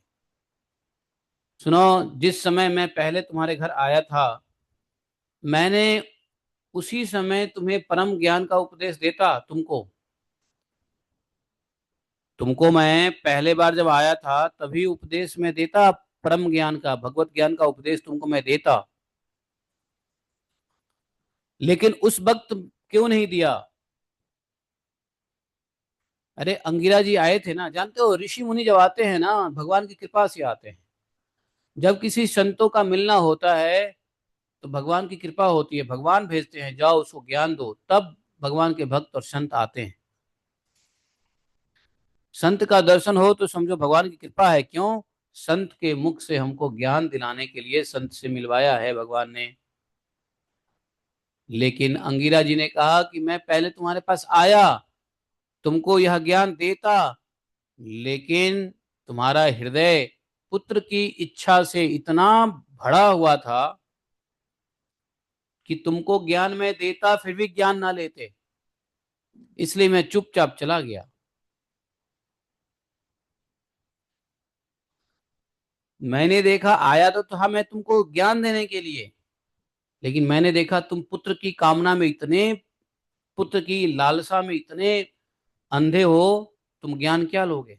इसलिए जिस व्यक्ति के हृदय में कामना भरी है उसको भगवान की भक्ति सिखाओगे कभी नहीं करेगा भक्ति।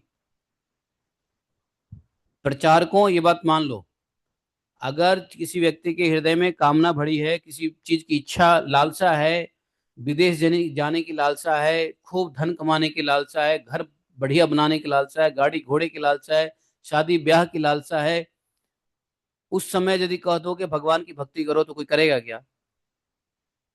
नहीं कर सकता है, कोई भी ज्ञान नहीं काम करेगा। जब हम पढ़ाई कर रहे थे, दिल्ली में पढ़ रहे थे, उस समय सन 2000 1999 2000 में ही भगवान के भक्तों से मुलाकात हुई। उस समय वो लोग जो ज्ञान दे रहे थे वो हमको कुछ नहीं समझ में आया। हमें लगता था कि फालतू की बात कर रहे हैं, अभी समय हमारा नहीं है, अभी हमें पढ़ना है, अभी हमने पढ़ाई भी नहीं की है। क्योंकि 99 2000 में मैं मात्र 12th पास किया था, 12th हायर सेकेंडरी। सन 99 में मैंने पास किया था हायर सेकेंडरी, इंटरमीडिएट जिसको कहते हो, 12th जिसको कहते हो। उसके बाद कॉलेज जाना है, लैंग्वेज सीखने हैं, विदेश की यात्राएं करनी है, धन कमाना है ना, माता पिता को मदद करनी है, बहुत सारी चीजें दिमाग में होती थी, कैरियर बनाना है या दिखाना है लोगों को कि मैं भी कुछ हूं। उस समय हृदय इतना कामना से भरा हुआ था कि हरे कृष्ण वाले की बात कौन सुनता है बताओ। जब ये सारी कामनाएं चकनाचूर हुआ, तब हृदय में ये भगवान की बातें घुसी, तब ये भक्त लोग जो बोले तो समझ में आया। जब तक हृदय में काम की वासना थी तब तक कुछ नहीं समझ में आता। समझे? इतना बुलाते थे वो लोग, प्रोग्राम में नहीं जाता था मैं, लेक्चर में, कथा में, आरती में, जगन्नाथ रथ यात्रा में, हर फेस्टिवल में बुलाते थे वो हरे कृष्णा वाले लोग, नहीं जाता था मैं।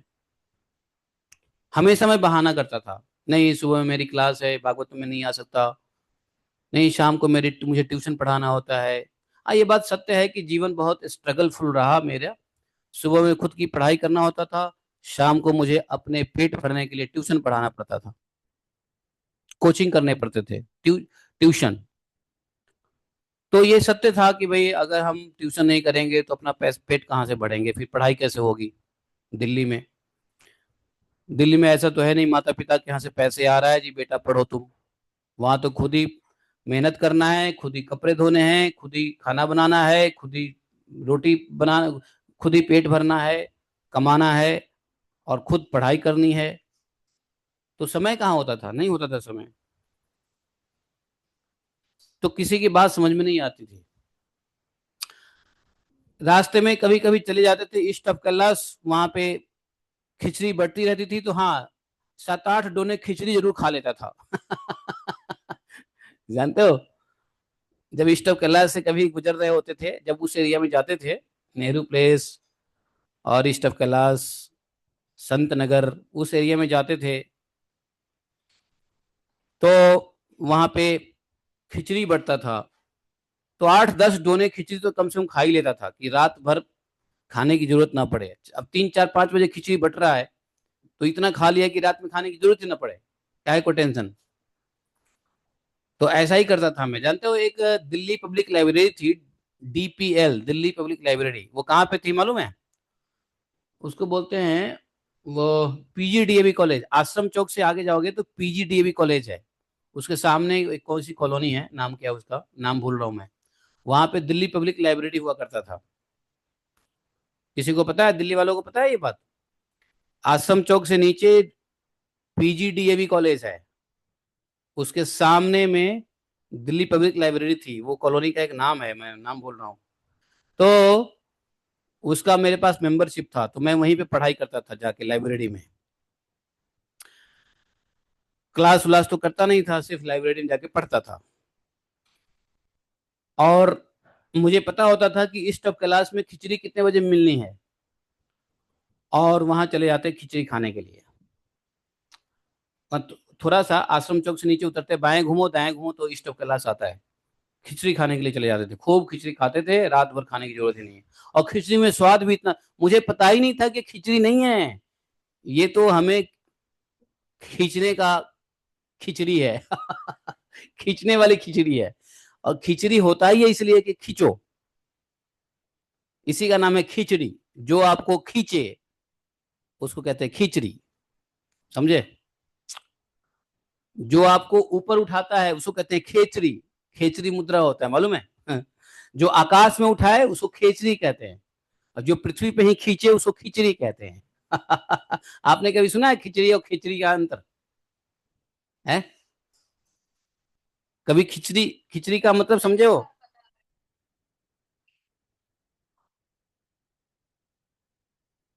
है, खेचड़ी होता है जो आकाश की ओर खींचे। खेचड़ी मुद्रा में आदमी उठने लग जाता है, आकाश में घूमने लग जाता है, योग में कहते हैं खेचड़ी मुद्रा, है ना? और खिचड़ी हम रोज खिचड़ी मुद्रा में रहते थे। और हम सोचते थे कि इन लोगों से दूर जा रहे हैं, नहीं, हम तो सिर्फ खाना खा के चल, खिचड़ी खा के चले जाएंगे, लेकिन हम तो धीरे धीरे खींच रहे थे, समझे? तो हमारा क्या था, दिल्ली में कुछ अड्डे बने हुए थे, कहाँ पे फ्री भोजन मिल रहा है। तो अगर अगर इस पब्लिक लाइब्रेरी के पास में है तो ईस्ट ऑफ क्लास में खिचड़ी खाते थे। और यदि हम वहां पे हैं पार्लियामेंट स्ट्रीट पे, हम जाते थे ब्रिटिश काउंसिल में, वहां पे पढ़ने जाते थे, ब्रिटिश काउंसिल, अमेरिकन लाइब्रेरी, इस सब जगह पे मैं जाके बैठ के शांति से पढ़ता था, क्योंकि पढ़ने की जगह थी वो ब्रिटिश काउंसिल की लाइब्रेरी। और वहां जब भूख लगती थी तो चले जाते थे शीशगंज गुरुद्वारा में।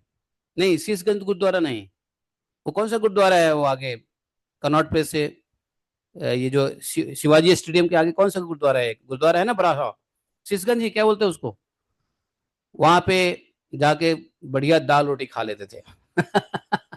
तो पता था कि दिल्ली में कहाँ पे क्या मिलना है। और इस प्रकार से खाना बनाने की मैं कोशिश करता ही नहीं था, बनाने आता भी नहीं था। तो क्योंकि हृदय में जब कामना होती है ना, तो इन भक्तों के बात नहीं समझ में आती है, लेकिन प्रसाद का असर पड़ता, ये पक्की बात है, ये खिचड़ी से ही। इसलिए इस्कॉन वाले हमारे लोग खिचड़ी देते हैं कि खींचो, जितना खिचड़ी बांटोगे उतना पब्लिक को खींचोगे। खिचड़ी बांटो खींचो। और लोग वाकई में खींचते हुए चले आते हैं, है कि नहीं? है, जिसको भक्ति नहीं करनी हो भैया, खिचड़ी मत खाना। हाँ, रोहिणी चरण हरे कृष्ण है, बोलो क्या बोले? हाँ हाँ, वो बंगला साहब गुरुद्वारा है, लेकिन बंगला साहब गुरुद्वारे में रोटी खाने का मुझे असर नहीं पड़ा। ये जो स्टफ क्लास में खिचड़ी से खिंच गया, ये असर पड़ा। तो मुझे बाद में पता चला कि भाई ये खिचड़ी नहीं है, ये तो खींचने वाला संसाधन है। ऐसी खिचड़ी सबको मिले जो भगवान की तरफ खींचे, इसलिए आप लोग खिचड़ी बनाओ और भगवान को दो, भगवान उसमें खींचने की शक्ति डाल देंगे, वह पब्लिक को खिलाओ और पब्लिक खींचते हुए आ जाएंगे भक्ति में। अब समझे खिचड़ी की महिमा कितनी है? यस और नो, समझ गए? खिचड़ी, हाँ। ये इस बात को, खिचड़ी के जो गुण हैं उसमें दो ही या तो प्रभुपाद जी को समझ में आती थी खिचड़ी का मतलब, या मुझको समझ में आया खिचड़ी का मतलब। है कि नहीं? और आज आप लोगों को समझ में आया खिचड़ी का मतलब, है कि नहीं? इसलिए 56 भोग एक तरफ, खिचड़ी एक तरफ, समझे? तो मैं यही कह रहा था कि जब हृदय में जब वासनाएं होती है, जब हृदय में किसी भी चीज की वासनाएं हो, चाहे धन की हो, यश की हो, विद्या की हो, स्त्री को हो, तो किसी की भी अच्छी बातें नहीं समझ में आती है। जिसके दिमाग में भूत रहेगा स्त्री का, जिसके दिमाग में रहेगा इंद्रिय सुख का भूत, जिसके दिमाग में रहेगा मुझे पैसे ही कमाना है, जैसे तैसे पैसा पैसा पैसा पैसा है रे पैसा, उसको कभी भी भगवान की उपदेश, भगवान की बात नहीं समझ में आने वाली है। तो ऐसे लोगों क्या करो, उपदेश तो समझ में आएगा नहीं। हमको भक्त लोग तब समझा रहे थे, हम समझ तो गए नहीं। तो भक्तों ने क्या कहा, प्रसाद खाओ प्रसाद खाओ। तो ऐसे लोगों को खूब प्रसाद खिलाओ। नहीं चलाओ, आज मौसम बढ़िया है, क्यों चलाना। तो काम से आसक्त बने हुए हृदय वालों को कोई ज्ञान मत दो, उसको प्रेम से बुलाओ और भगवान का प्रसाद खिलाओ। हमारे आपके सगे संबंधी में बहुत सारे लोग होंगे जिनको भगवत ज्ञान नहीं घुसता है। ऐसे को ज्ञान देने की कोशिश मत करो, ऐसो को मत बोलो भागवतम क्लास में आ जाओ, नहीं। उसको पहले घर पे बुलाओ, भगवान के पास प्रसाद, भगवान को भोग लगाओ, भगवान से प्रार्थना करो, हे भगवान, यह कामी खली पुरुष स्त्री मेरे ही सगे संबंधी इतने काम वासना में डूबे हुए हैं कि आपके उपदेश को नहीं समझ रहे हैं। आप ऐसी कृपा भर दो अपने प्रसाद में कि ये खाते ही आपकी बात समझ में आ जाए। ऐसी प्रार्थना करके भोग लगाओ और फिर वो प्रसाद दे दो। किसको? कामी खली को। और वो प्रसाद खा के तब हृदय में परिवर्तन, तब वो खींचेगा भगवान की तरफ, तब उसका पहले मन खींचेगा, फिर बुद्धि, फिर शरीर भी खींच जाएगा। जब हमारे मंदिरों में खिचड़ी बनाया जाता है तो बनाने वाले भक्तों के दिमाग में एक ही बात रहती है कि यह खिचड़ी कितने जीवों का कल्याण करेगा, कितने जीवों को प्रसाद के रूप में भगवान की कृपा मिलेगी। इस चेतना से बनाते हैं, वो इसी चेतना से ऑफर करते हैं, इसी चेतना से बांटते हैं, और उस खिचड़ी का असर होता है, पब्लिक खींची हुई चली आती है। ये टेस्टेड एंड प्रूवन मेथड है प्रभुपाद जी का, प्रसाद वाला मेथड। समझे? मैंने प्रसाद तो बंगला साहब गुरुद्वारे में भी खाए, प्रसाद तो मैं उधर क्या बोलते हैं, जब चांदनी चौक जाओ तो वहां पे शीशगंज में भी खाए, लेकिन गुरुद्वारे के प्रसाद का असर नहीं हुआ। अमृतसर गए तो मैंने वहां पे लोटस टेम्पल में खाए। लोटस टेम्पल कहते हैं, लोटस टेम्पल है ना, क्या लोटस टेम्पल नहीं, कौन सी टेम्पल है, गोल्डन टेम्पल। गोल्डन टेम्पल में भी खूब प्रसाद खाए, छकड़े लंगड़। लेकिन कभी गुरुद्वारे का तो असर नहीं हुआ कि मैं गुरु ग्रंथ साहिब पढ़ने लग जाऊं। हाँ, ये है कि वहां पे गुरु ग्रंथ साहिब का शब्द सुनना अच्छा लगता था, शांति होती थी, बैठो शब्द सुनो ध्यान लगाओ। लेकिन कभी ये नहीं हुआ कि हम उसकी प्रैक्टिस करें। आकर्षण तो नहीं हुआ ना। आकर्षण कहाँ से हुआ? भगवान के प्रसाद से हुआ, इष्ट कैलाश के मंदिर में। क्यों? भक्तों की चेतना वहां ऐसी होती है कि इसलिए प्रसाद दो लोगों को, प्रसाद दो, प्रसाद काम करेगा। सकामी व्यक्तियों के हृदय में भगवान के प्रति ज्ञान देने का सबसे पहला है प्रसाद। जो प्रभुपाद जी इसको जानते थे, ज्ञान काम नहीं करेगा। वैसे ही ये महर्षि ने कहा, सॉरी मैंने अपनी बातें बता दी क्योंकि मुझे भी अनुभव हुआ है। तो ये अंगिरा जी ने कहा कि मैं तुम्हारे पास आया था तुम्हारे कल्याण करने के लिए पहली बार, लेकिन तुम्हारा हृदय जो था ना, बच्चे के लिए तुम ललायित थे, पुत्र की प्राप्ति, पुत्र कामेष्टि, तुम्हारा हृदय पुत्र की कामना में डूबा हुआ था, इसलिए मैंने तुमको ज्ञान नहीं दिया। ज्ञान नहीं देकर के सिर्फ पुत्र ही दिया। अब तुम स्वयं अनुभव कर रहे हो कि नहीं, पुत्रवान होना कितना दुख होता है, पुत्रवानों को कितना दुख होता है। पुत्र ना हो तो दुख नहीं है, लेकिन पुत्र हो जाए तो अधिक दुख होता है। यही बात स्त्री, घर, धन और सभी प्रकार के ऐश्वर्य, संपत्तियां, शब्द, रूप, रस आदि विषय, राज्य, वैभव, पृथ्वी, राज्य, सेना, खजाना, सेवक, अमात्य, सगे संबंधी, इष्ट मित्र, माँ बाप, सब के साथ ऐसा ही है। सब के सब अनित्य हैं, कोई नित्य नहीं है। ये बस कोई 10 साल के लिए मिलने को आया, 20 साल के लिए मिलने, कोई 5 साल के मिलने, सब के सब न जन्म से पहले था, न मृत्यु के बाद रहने वाला है। समझे? तो बोले कि सुनो सूरसेन, चित्रकेतु का को सूर्यसेन भी बोलते हैं क्योंकि सूर्यसेन के राजा थे ना, इसलिए ये सभी शोक, मोह, भय, दुख के कारण है। मन के खेल खिलौने हैं, हमेशा कल्पित और मिथ्या हैं, सब इमेजिनरी एंड फॉल्स है। क्योंकि ये ना होने पर दिखाई पड़ते हैं, ये ना होने पर भी दिखाई पड़ रहे हैं। यही कारण है, ये एक क्षण दिखने पर भी दूसरे क्षण लुप्त हो जाता है। ये गंधर्व नगर स्वप्न, जादू और मनोरथ की वस्तुओं के तरह है जो हमेशा असत्य है। स्वप्न में कोई चीज सत्य होता है? नहीं। गंधर्व नगर कोई सत्य होता है? नहीं। जादू सत्य होता है? नहीं। तो उसी प्रकार मनोरथ की वस्तु भी हमेशा असत्य ही होती है। जो लोग काम वासनाओं से प्रेरित होकर जो लोग काम वासनाओं से प्रेरित होकर विषयों का चिंतन करते हैं, उन्हीं का मन अनेक प्रकार के कर्मों की सृष्टि करता है।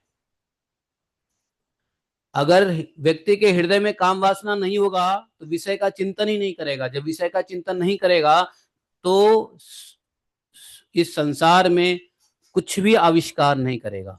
भारत में लोग पूछते हैं भारत एडवांस क्यों नहीं है? अरे भारत इसलिए एडवांस नहीं था या नहीं है, अब तो खैर होने लगा है, लेकिन पहले ऋषि मुनि इतने समर्थ होते थे, फिर भी भारत भौतिक दृष्टिकोण से उन्नत नहीं था। कारण क्या था? क्योंकि यहाँ के लोगों के अंदर वासनाएं नहीं थी। सबको भगवान की भक्ति करना था, भगवत धाम जाना था। ऋषि मुनि का ये ऋषि मुनियों का धरती है भारत भूमि, और ऋषि मुनियों के अंदर में काम की वासनाएं नहीं होती है, विषय का चिंतन नहीं होता है। इसलिए अनेक प्रकार के कर्मों की सृष्टि नहीं किया यहाँ के भारत भूमि के ऋषि मुनियों ने। बाहर के लोगों ने किया। बाहर के लोगों में क्या है? बुद्धि तो है नहीं, काम वासना भरी पड़ी है, विषय चिंतन करते रहते हैं, विषय चिंतन से नए नए चीज बनाते हैं, फैक्ट्री बनाते हैं। अब भारत में भी ऐसे ही हो गया है। भारत में तो साधु संत कम हो गए, ऋषि मुनि कम हो गए, काम वासनाएं बढ़ गई, विषय चिंतन होने लगा, तो भारत में भी देखो कितनी तरक्की होने लगी। तो भौतिक तरक्की तब होगा ना जब विषय का चिंतन करोगे। विषय चिंतन कब करोगे? जब कर्म की वासनाएं होंगी। हमारा हमारा धरती तो ऋषियों की धरती थी, ऋषि भूमि थी। ये भारत भूमि ऋषि भूमि था। ये भगवत कर्म भूमि है, ना कि विषय भोग की कर्म भूमि। जहां विषय भोग की कर्म भूमि है वहां पे एडवांस है। देखो ऑस्ट्रेलिया में, अमेरिका में, ये सब जगह पे एडवांस है। और हमारे यहाँ के बेवकूफ लोग सोचते हैं Australia is very good, America is good, वहां रहना अच्छा लगता है, I feel secured, I feel something no nice. कारण यही है कि वो भोग भूमि है। वहां लोग वासनाओं में डूबे हुए हैं, विषयों के चिंतन में डूबे हुए हैं, जब भी वो नए नए आविष्कार करते हैं। रोड ऐसा होना चाहिए। आजकल सबसे बड़ा वासना में डूबा हुआ व्यक्ति चाइना का है। इतना विषय चिंतन करता है। मैं सोचता हूँ चाइना वाले कितने पागल हैं, मरेंगे तो कहाँ जाएंगे भगवान जाने। मतलब इतने निट्टी गिट्टी चीज का इन्वेंशन करते रहते हैं चाइना वाले। कहाँ से इतना बुद्धि आता है? जो चीज सोच नहीं सकते वो चाइना वाले इन्वेंशन कर रहे हैं हर एक चीज के लिए। हमने कहा यार इतना दिमाग लगा लेता ना भगवान में, तो भगवान मिल जाते सीधे सीधे। समझे? आप देखो ना चाइना वाले कितना बुद्धि लगाते हैं, हर एक चीज के लिए मशीन, हर एक चीज के लिए मशीन। आप लोग कभी देखते हो ना यूट्यूब में शॉर्ट्स में, कहा मैं तो सर पकड़ लेता हूँ, कहाँ इन बुद्धि काम कर रही है। हमसे तो कितना इंटेलिजेंट है भौतिकता में, तो हमसे बहुत इंटेलिजेंट है चाइना वाले। लेकिन इंडिया में भी उसी चीज को लोग प्रमोट कर रहा है। चाइना इकोनॉमी आगे है तो हमारी इकोनॉमी, तो हमें भी वही सोचना चाहिए, हमें भी भौतिकवादी बनना चाहिए, हमें भी विषयों की चिंता करना, हमको भी काम वासना की प्रेरणा होनी चाहिए। सरकार को तो यही देखना है। सरकार को ये नहीं देखना है कि भाई हमारा भारत भूमि क्या था, किस लिए था, ऋषियों का जगह था। यहाँ पे इंडियन गवर्नमेंट को चाहिए स्पिरिचुअलिज्म को आगे बढ़ाना चाहिए। अरे वो लोग क्या सोचेंगे, क्या बनाएंगे? हमारे यहाँ के ऋषि मुनि तो सिर्फ ऐसे करते थे स्वाहा, और वो चीजें खड़ा हो जाता था। इतनी शक्ति थी बताओ। देवताओं को नीचे ले आए, विश्वकर्मा जी बना दो, इसको बना देते विश्वकर्मा जी। क्या है? मन के गति से वायुयान होता था। तो ये जड़ बुद्धि वाला मशीन नहीं बनता था हमारे यहाँ। हमारे यहाँ जड़ बुद्धि वाला मशीन नहीं था। हमारे यहाँ दिव्य आयुध होते थे, दिव्य अस्त्र शस्त्र और दिव्य संसाधन हुआ करते थे, जो चिंतन मात्र से आ जाता था। और चिंतन हटाओ वो गायब हो जाता था। कोई स्टोरेज की जरूरत नहीं है। ऋषि मुनि को कोई स्टोरेज की जरूरत ही नहीं है। चिंतन किया, गाय आ गई, चिंतन किया, संपत्ति आ गया, चिंतन नहीं किया, आश्रम खाली है। नहीं, हमारे यहाँ ऋषि मुनि को कोई स्टोरेज की जरूरत है? योग की विद्या से जो सृजन होता है उसमें कोई स्टोरेज नहीं, कोई वेस्टेज नहीं, कोई पॉल्यूशन नहीं। लेकिन आजकल भोग की विद्या से जो सृजन होता है, जो भौतिकवादी भोग से आगे बढ़ रहे हैं, उसमें क्या है? प्रदूषण है, टेंशन है, स्पेस किलिंग है, सारा अवगुण है। लेकिन योग से कोई चीज का निर्माण करो, सृजन करो, तो उसमें शुद्धता होता है, चैतन्यता होता है, उसके अंदर शुद्ध, उसके अंदर दिव्यता होता है। वो पर्यावरण को नुकसान नहीं देता। लेकिन भोग वाले देखो कितना नुकसान कर रहे हैं। कुछ बना लो तो स्टोरेज करो, कुछ बनाने के लिए, एक बनाने के लिए दूसरा मशीन बनाओ, उसको बनाने के लिए तीसरा मशीन बनाओ, उस मशीन को बनाने के लिए चौथा मशीन बनाओ, और इस तरीके से इस संसार में इंटैंगल होते जाओ। प्रभुपाद जी ने एक स्टेटमेंट दिया था बहुत बढ़िया, आप लोगों ने सुना है प्रभुपाद जी के statements? More we try to advance in this material world, more we are entangling into it. एक स्टेटमेंट है ना, वो हरे कृष्ण महामंत्र चल रहा है और बीच में प्रभुपाद जी कहते हैं, this mantra can chant by cat and dogs, no need to understand the meaning of this mantra, it is a transcendental vibration, even cat and dogs can understand, you know. वो आप लोग को याद है वो? तो उसको दोबारा सुनो, उसी में उसको दोबारा सुने, प्रभुपाद जी उसमें कहते हैं, more we are trying to, more we are entangling into the material world, है ना। तो ये हो रहा है। तो भारत भूमि ऐसी थी। तो यहाँ पर जो है कर्म वासनाओं से प्रेरित होकर विषयों का चिंतन करते हैं, और उस चिंतन से मन से अनेक प्रकार के कर्मों की सृष्टि करता है। कौन? ये भोगी लोग, जिनका शोक मोह भय दुख के कारण मन जिसमें फंसा हुआ है। बहुत अच्छा उपदेश और भी आगे बताएंगे महाराज चित्रकूट केतु को। तो समय हो गया है, हम लोग यहीं पे रुकते हैं। श्लोक का संख्या 21-22 तक हम, नहीं नहीं, 23-24 हम लोगों ने किया है। तो छठे स्कंद के 15वें अध्याय के 23-24 श्लोक तक हम लोगों ने किया है। कल हम लोग 4 श्लोक ही है, चलो पूरा कर देते हैं, ठहरो। हाँ चलो 4 श्लोक से पूरा ही कर लेते हैं। देखो, जीवात्मा का देह है, आगे बोला उन्होंने कि जीवात्मा का देह जो पंचभूत ज्ञानेन्द्रिय कर्मेंद्रियों का संघात से उत्पन्न होता है। अर्थात जब ये कर्म इंद्रिया ज्ञान इंद्रिया पंच महाभूत जब मिलते हैं तो